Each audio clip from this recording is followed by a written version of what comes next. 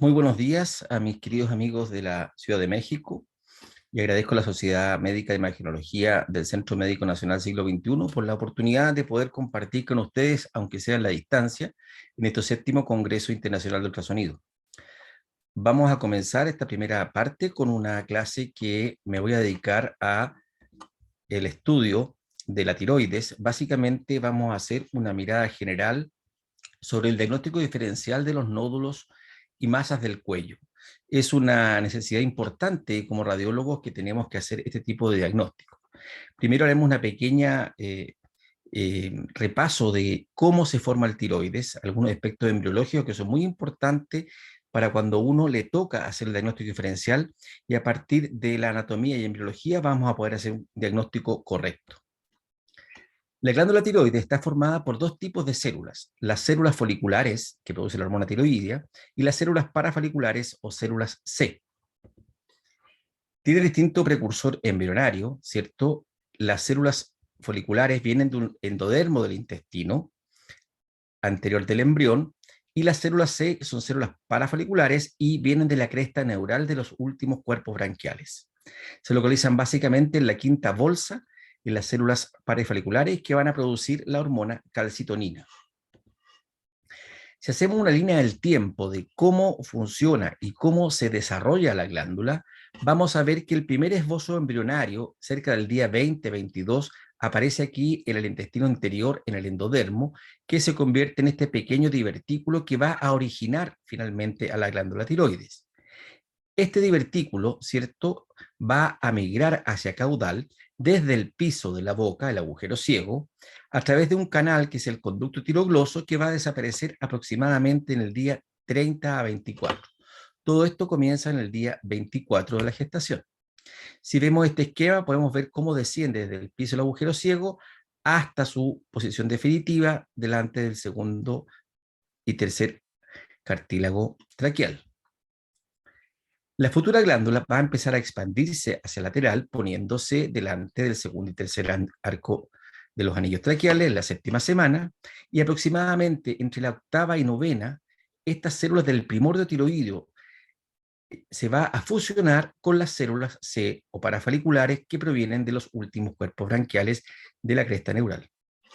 Si hacemos un esquema y un dibujo, tenemos por un lado el precursor endodérmico y tenemos también los últimos cuerpos branquiales. Del precursor endodérmico migra las células a través de este conducto, que es el conducto tiroidoso, y se ubican, ¿cierto?, en la línea anterior de la tráquea, y este conducto debiera desaparecer entre el día 20 y 30. Las células parafoliculares van posteriormente a migrar desde la cuesta neural, y aproximadamente el día 60 se van a fusionar ambos tipos celulares, conformando lo que es la glándula normal, con sus células que vienen de las células foliculares del endodermo, como también las parafoliculares que van a producir la calcitonina. En la semana 14 ya se han desarrollado los folículos y la glándula ya comienza a funcionar. Revisaremos algunos aspectos anatómicos y relaciones topográficas, algunos aspectos de la vascularización, y también veremos anomalías del desarrollo que nos van a ayudar posteriormente a hacer el diagnóstico diferencial de las masas cervicales. La glándula anterior es una glándula endocrina impar y simétrica, ubicada en la parte anterior del cuello, en el tercio inferior. Tiene una masa, tiene un peso de aproximadamente 25 a 30 gramos, siendo un poco más voluminosa en la mujer. Mide aproximadamente 4 a 6 de longitud, que es el diámetro mayor, y tiene aproximadamente 2 centímetros de diámetro transversal y de diámetro anteroposterior. Dentro del aspecto importante, y siempre recordar que aproximadamente un 20 o 30% tienen esta prolongación que viene del istmo, que se llama lóbulo piramidal, y es muy importante no olvidarla porque es asiento de algunas veces de patología, y también a veces hay cirugías insuficientes porque dejan el lóbulo piramidal en su sitio. Anatómicamente podemos ver tres caras, ¿cierto?, con sus bordes y base. Tenemos una cara anterior, una cara interna y una cara posterior. La cara anterior va a estar en relación, la cara posterior interna va a estar en relación con el cartílago cricoides, ¿cierto?, con el cartílago tiroides y también con los anillos traqueales anteriores. También vamos a encontrar acá la unión faringo-esofágica. Desde el punto de vista de la cara anterior, tenemos músculos por la cara anterior, con los músculos esternocleidomastoideo, ¿cierto? Esternocleidoioideo y también con esternocleidomastoideo. En el aspecto posterior se relaciona con el paquete vasculonervioso del cuello, nervio vago, el nervio laríngeo, etc. Desde el punto de vista de la vascularización, vamos a ver la arteria tiroidea superior que viene de la carótida externa y también vamos a ver la tiroidea inferior que viene de la arteria subclavia. Las venas tiroideas vienen a partir del plexo peritiroideo y van a venas superiores e inferiores. Ecográficamente podemos distinguir estas estructuras arteriales y venosas con total facilidad y también a veces nos va a ayudar a hacer el diagnóstico diferencial. En el caso del drenaje linfático, tiene algunas características especiales. ¿Por qué? Porque no siempre cuando uno estudia una diseminación hay algunos pasos que uno espera que se comprometan primero. Sin embargo, por la presencia de un plexo perifolicular muy rico, con muchas comunicaciones, puede que uno encuentre un ganglio patológico, por ejemplo, en el lado contrario de un tumor que uno ve en el lóbulo derecho y puede estar comprometido un ganglio del lado izquierdo. Por lo tanto, hay que tener en cuenta esta característica y por lo tanto, cuando hay ganglio sospechoso en otro lado, igual informarlos y ser muy crítico en ese sentido. Desde el punto de vista anatómico, están todas las revistas y libros, vamos a distinguir 6 compartimentos, ¿cierto? El compartimento 1, submentoniano, los compartimentos yugulares superior, medio e inferior, y los compartimentos lateral, el quinto, y también el compartimento central, que es el compartimento número 6, que es donde se aloja la mayor parte de la glándula tiroides. Podemos también diferenciar los compartimentos 5 en A y B, dependiendo de la altura, si es sobre o bajo la tiroides. Los linfonodos normales, no es la idea de esta clase, habitualmente son ovales, pequeños, sus contornos son lisos, tienen un hilio con vasos en su interior y son bastante reconocibles. Vamos a ver algunos aspectos ecográficos de la glándula tiroides, la cual es una glándula homogénea, hiperecogénica respecto al tejido que la rodea, los músculos básicamente. Sus bordes son lisos, está bien delimitada, con transductores de alta resolución podemos distinguir claramente su cápsula y delimitarla. Tenemos los lóbulos tiroideos derecho e izquierdo, reconocemos el istmo, también reconocemos la tráquea, donde está asentada la glándula, y podemos ver también los vasos carotídeos a uno y otro lado de los lóbulos derecho e izquierdo. Desde el punto de vista de los músculos, por encima de la carótida y algo lateral, vamos a ver el músculo esternocleidomastoideo. Por delante y algo un poquito más medial, vamos a ver el esternocleidoioideo, que va del esternón hasta el yoides. Y también tenemos los musculatura esternotiroideo que va por delante y va del esternón hasta el cartílago tiroides. En la cara posterior podemos ver los músculos largos del cuello, que son estas imágenes hipocogénicas que a veces o raramente se confunden con lesiones de la glándula tiroides y hay que conocerlos y reconocerlos claramente. Por la cara posterior del lóbulo izquierdo discurre el esófago con sus características 5 capas que son del tubo digestivo en toda su extensión y se encuentra aquí en la cara posterior y también a veces es acento de confusiones, el diagnóstico diferencial. Si nos vamos ya directamente al diagnóstico diferencial de los nódulos cervicales, ocurren en distintos grupos etarios, en locaciones específicas predecibles y también tienen distinta naturaleza. De acuerdo a cada uno de ellos, nosotros vamos a poder distinguir distintos grupos y va a haber mayor posibilidad que se trate de una lesión de un tipo o de otro. Podemos ver 3 grupos, pacientes menores de 15 años hasta los 40 años y mayores de 40 años. La localización podemos ver aquellos que son de la línea media y aquellos que son laterales, tanto el triángulo anterior como el triángulo posterior, como revisaremos posteriormente. También la naturaleza de la masa cervical puede ser congénita o aquella originada con fallas en el desarrollo, procesos inflamatorios e infecciosos, y también lesiones tumorales, ya sea benignas, malignas o lesiones de origen traumático. La localización tenemos en la línea media, ¿cierto?, que va desde la región submentoniana hasta la región esternal, por dentro de los esternocleidomastoideos. Tenemos el triángulo anterior que va desde la línea media hasta el borde del esternocleidomastoideo, es en la cara anterior y esto es por lateral. Y el triángulo posterior es el que se encuentra por detrás del músculo esternocleidomastoideo. Estas son las locaciones más habituales que nosotros utilizamos y de acuerdo a esto vamos a poder hacer más fácil los diagnósticos diferenciales. Aquí tenemos un esquema en el cual vamos a diferenciar qué patología es más frecuente dependiendo de la edad. En general, en los menores de 40 años, lo más frecuente es que haya patología inflamatoria de la región cervical. En segundo lugar, las lesiones congénitas y en tercer lugar, los tumores malignos. En cambio, los mayores de 40 años, el tumor maligno es lo más frecuente, el inflamatorio es el siguiente y los congénitos ya se han manifestado en edad temprana y es raro que se manifiesten después de los 40 años, pero es posible también que sea. Desde el punto de vista de las lesiones que hay en la línea media, ¿cierto? Dijimos acá desde el borde inferior del maxilar hasta el esternón, tenemos alteraciones del desarrollo, como son la tiroides ectópica, los quistes del conducto globoso, los quistes de Moide, laringocele.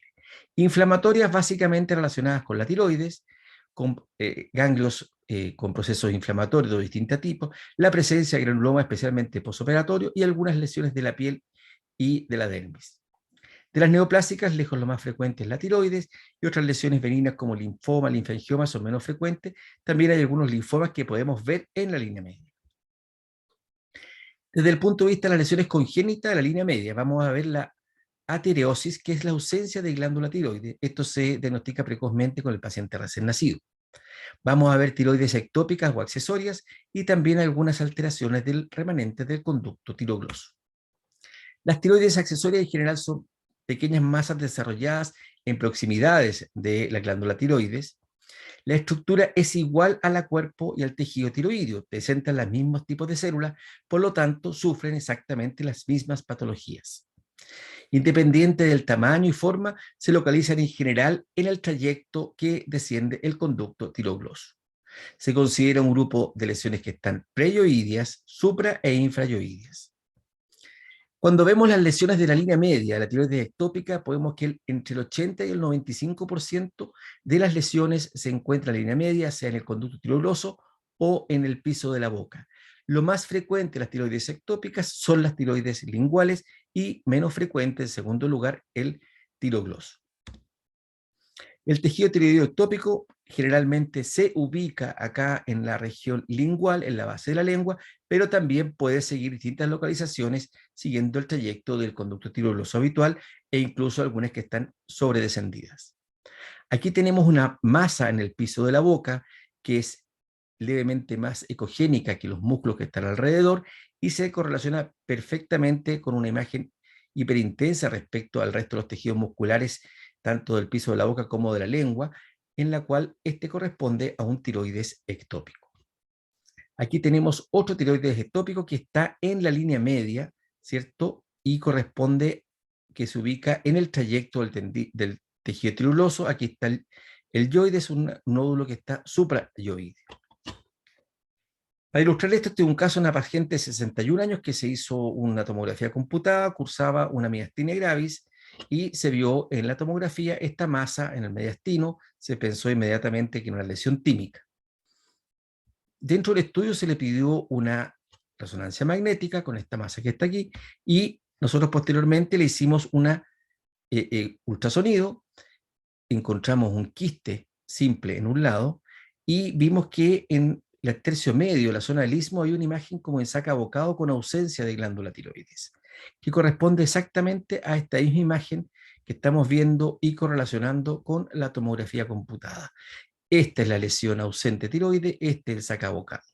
Y este paciente probablemente corresponde a este tejido que descendió más allá hacia el inlet torácico y posteriormente desarrolló este nódulo tiroideo con presencia de calcificaciones y esto correspondía a un tiroides ectópico endotorácico.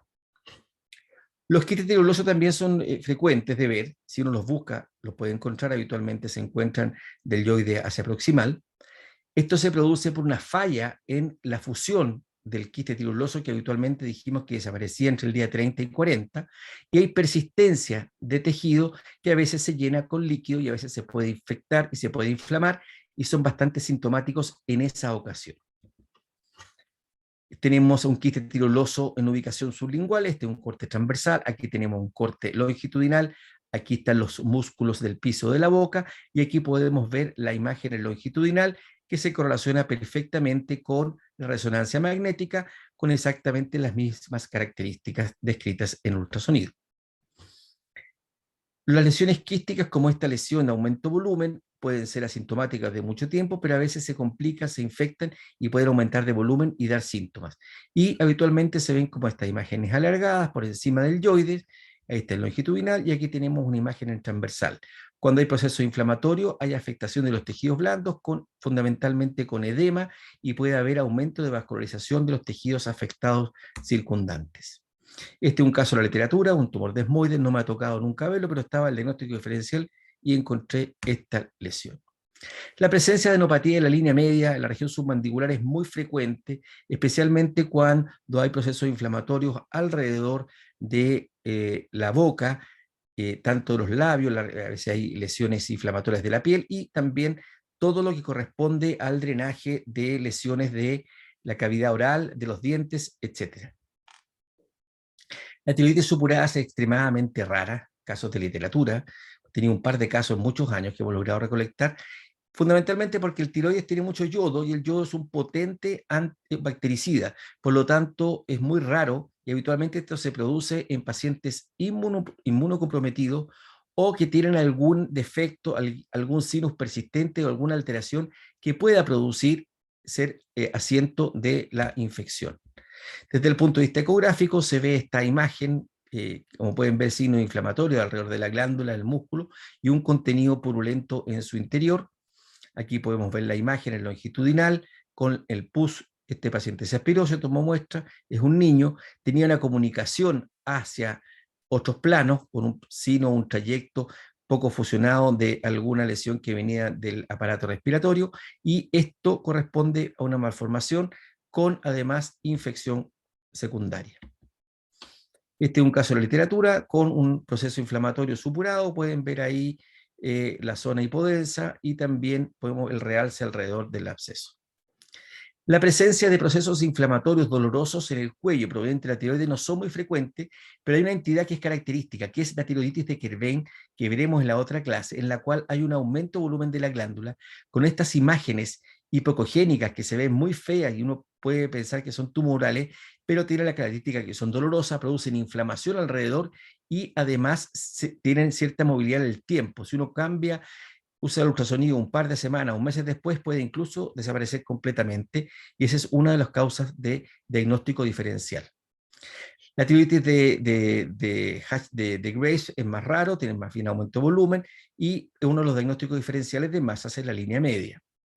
También podemos ver neoplasias benignas como un quiste tiroideo ya sea simple o con un patrón en rejilla como este. Tenemos quistes que han crecido significativamente, como esta quiste simple de aproximadamente 20 centímetros cúbicos, que ya es asintomático y se nota. Este mismo lo pudimos puncionar y ven cómo desaparece completamente después de la aspiración del quiste. Algunos se manifiestan con un cuadro agudo, aumento de volumen brusco, con hemorragia intraquística, con este aspecto bien característico, dolor, mucho susto del paciente, y uno se da cuenta claramente que es una lesión benigna. Y esto es lo que se ve cuando hay un quiste hemorrágico en el cuello. Y en la línea media pueden haber neoplasias tiroideas como esta, una neoplasia que probablemente es benigna, que es un patrón neoplásico simple, con una pequeña cápsula a su alrededor, nódulos de distintos tamaños y forma. También pueden haber patrones neoplásicos, como este cáncer papilar con microcalcificaciones, que revisaremos más adelante.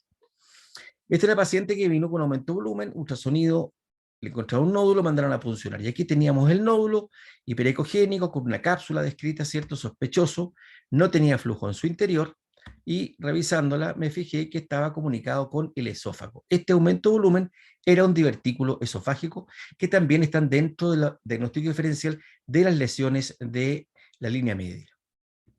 Este es un paciente con un tumor de una paratiroides y además tenía un cáncer de tiroides.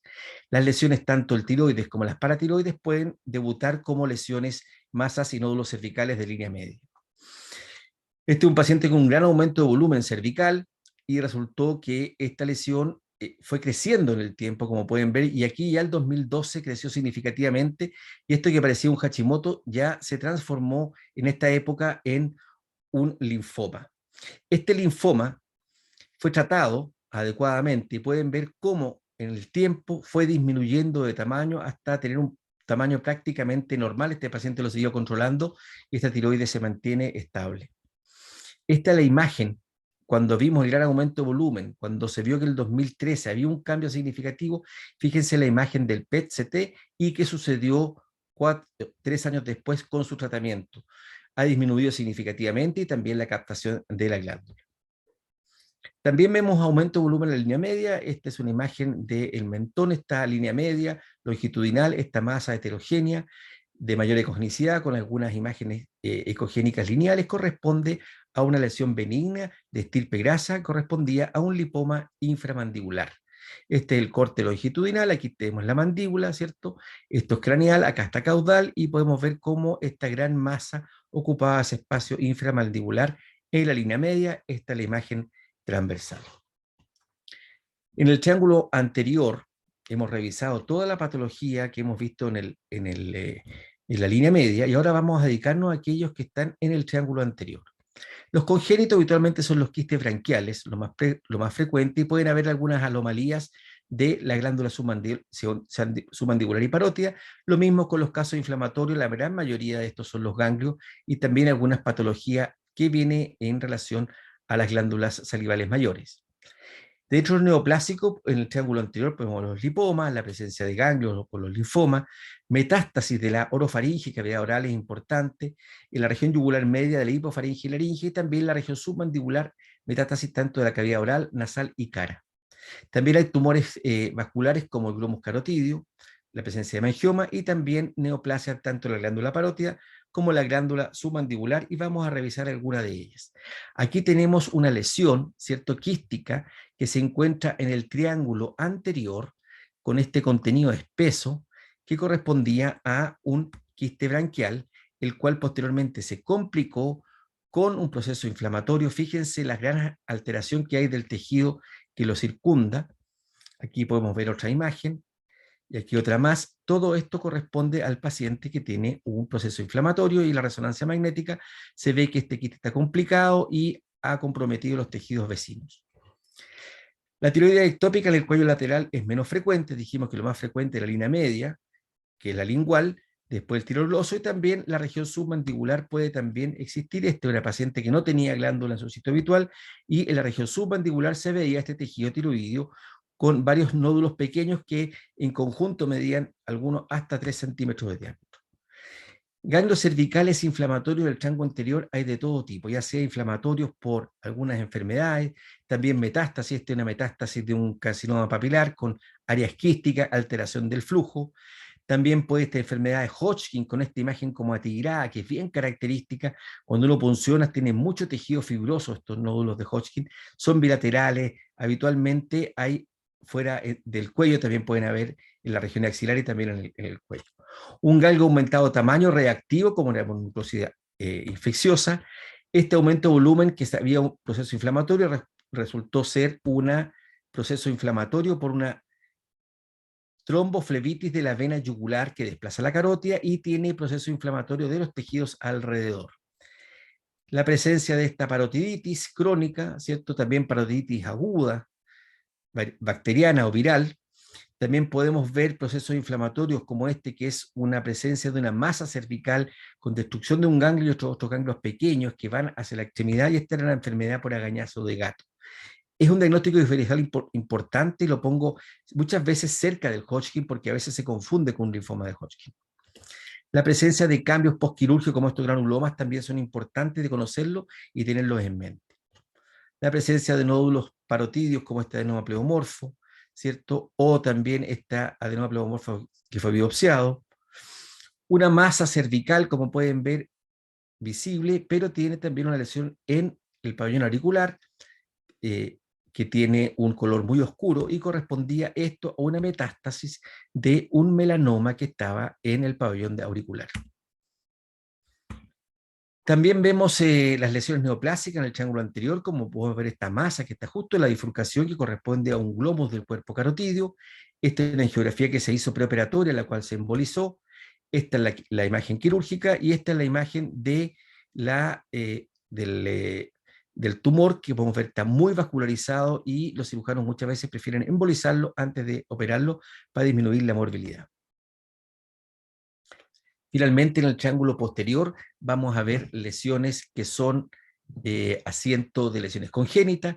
Las inflamatorias más frecuentes, ¿cierto?, son las que comprometen los ganglios cervicales, la presencia de lipoma y metástasis también. La metástasis especialmente en la cadena posterior de la esofaringe, cuero cabelludo, y tumores supraclaviculares. En la región supraclavicular, por detrás de la inserción del esternocleidomastoideo, no es infrecuente ver tumores tanto que vienen desde la extremidad superior o también desde la cavidad torácica, y también hemos descrito algunas veces tumores que tienen metástasis cervicales como los tumores gástricos. Este es un linfangioma, una malformación congénita. Este paciente lo que le hicimos fue aspirar el contenido y lo tratamos con alcohol absoluto con muy buen resultado. Esta es una adenopatía inflamatoria de un triángulo posterior. Otros ganglios que tienen, por ejemplo, aquí estas imágenes características de una tuberculosis.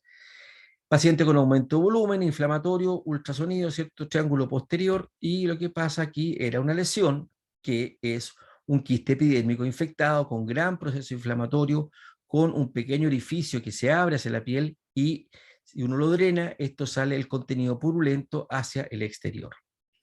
Hay que tenerlos en cuenta. Este es un nódulo en el triángulo posterior, bastante feo, ¿cierto? Su estructura interna es muy irregular, y le hicimos una biopsia y resultó ser un adenocarcinoma papular, adenocarcinoma pulmonar con esta metástasis supraclavicular. En este otro caso tenemos un tumor neoplásico que estaba en la región supraclavicular, consultó por este aumento de volumen, ¿cierto? Se le hizo la biopsia a este paciente y lo que encontramos que tenía una tiroglobulina de mayor de 5.000 nanogramos por ml y correspondía a una metástasis de un cáncer tiroideo.